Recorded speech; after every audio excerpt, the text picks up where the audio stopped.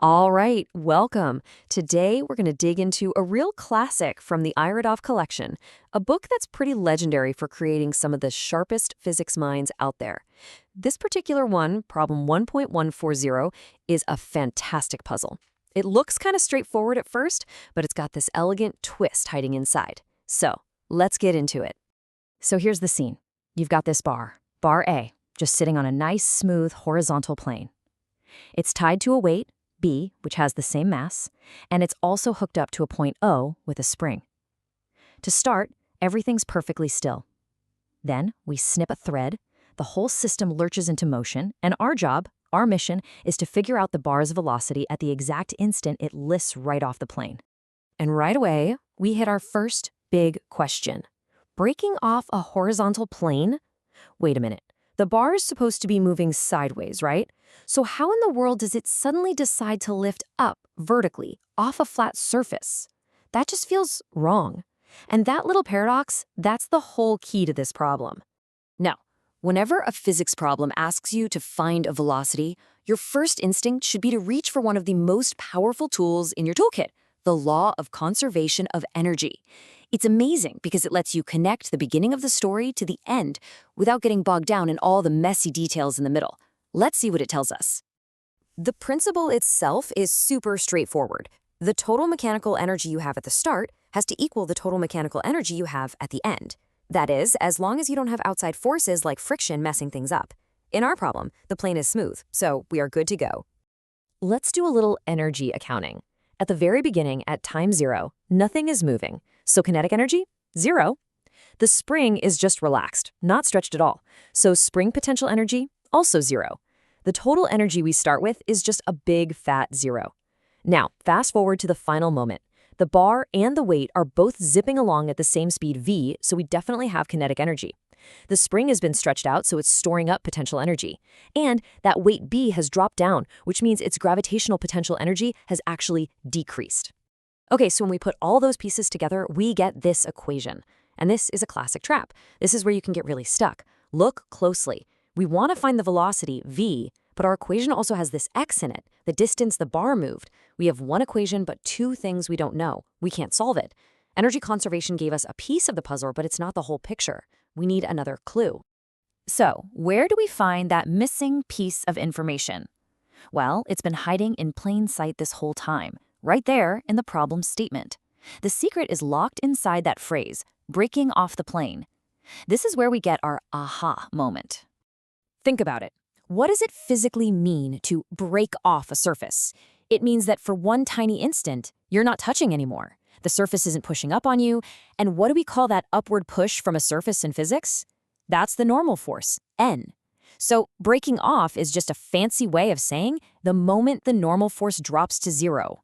That is the crucial insight. Okay, let's think about the forces acting on the bar, specifically in the up and down direction.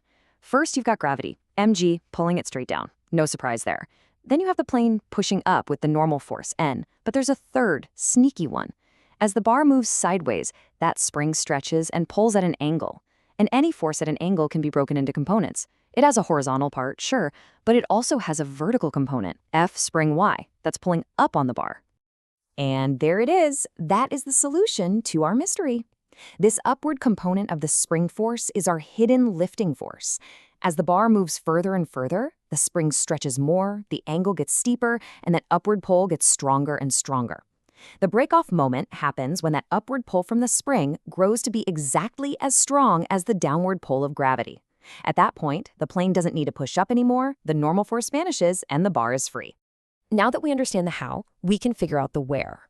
We can use what we know about the forces to calculate the exact horizontal position, x, where this whole liftoff thing happens. We're about to pinpoint the scene of the crime. Let's look at the force balance in the vertical direction. The total upward forces, that's N, plus the spring's upward pull, have to balance the downward force of gravity, mg. But we just figured out that at the exact moment of breakoff, N is 0, so we can just drop it from our equation. And what does that leave us with? It simplifies beautifully. The liftoff happens when the upward vertical part of the spring force is exactly equal to the bar's weight.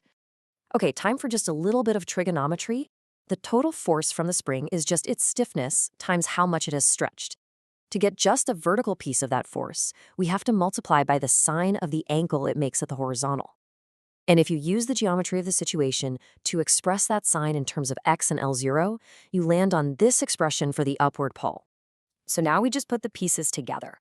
We set that whole expression for the vertical spring force equal to the weight, mg. And you know what? The problem was actually really nice to us. It gave us the spring stiffness in a way that lets a bunch of terms cancel out and makes the algebra way cleaner. So we substitute that in, rearrange things a bit, and solve for the one thing we need, the position, x. And check it out, this is our result. The breakoff happens at a very specific spot when the bar has moved a horizontal distance of exactly 3/4 of the spring's original length. We found it. We found the scene of the crime. This x value is the missing link we've been searching for. Now the whole case is blown wide open. We can take this critical piece of information, the position x, and plug it right back into our original energy equation to finally solve for the velocity. Remember this thing, our conservation of energy equation that we had to put on hold earlier? Well, it's not a roadblock anymore. Now that we know the exact value of x, we can calculate everything on the right side of that equation. So you can see how it all comes together now. We take our value for x and plug it in. That allows us to calculate the change in gravitational energy and the stored energy in the spring. Once all of that is known, the only thing left in our equation is our target, the velocity v. After you do all the substitution and simplify the algebra, you get this really clean, elegant expression for the velocity. And notice, it's in terms of the fundamental constants of the problem, g and L0. This is what a really good, general solution in physics looks like. And for our final trick, we can plug in the actual numbers given in the problem. We're told L0 is 50 centimeters, which is 0.5 meters, and we use 9.8 for g. Crunch the numbers, and you get a final answer of about 1.7 meters per second. Case closed. So let's step back. What did we really learn here? I mean, the number is fine, but the problem-solving strategy, the method, is the real prize. Let's recap the tools we used to crack this case. First, we found the paradox, the floating bar, and that told us where to focus our attention. We started with a big, powerful tool, energy conservation, but we knew when to admit it wasn't enough on its own. The breakthrough came when we did a detailed force analysis and found that hidden vertical component. Then, and this is so important, we translated a physical description, breaking off, into a simple math equation, n equals 0. And the masterstroke was using two different areas of physics together, using force balance to find a position, and then using that position in our energy equation. That's a tactic you will use over and over again. This problem is just a brilliant example of how sometimes the most confusing-sounding ideas become crystal clear once you just translate the words into forces and take a hard look at the geometry. So the next time you're stuck on a problem that feels impossible, remember the floating bar. Ask yourself, what hidden component, what simple condition have I overlooked? Thanks for joining me.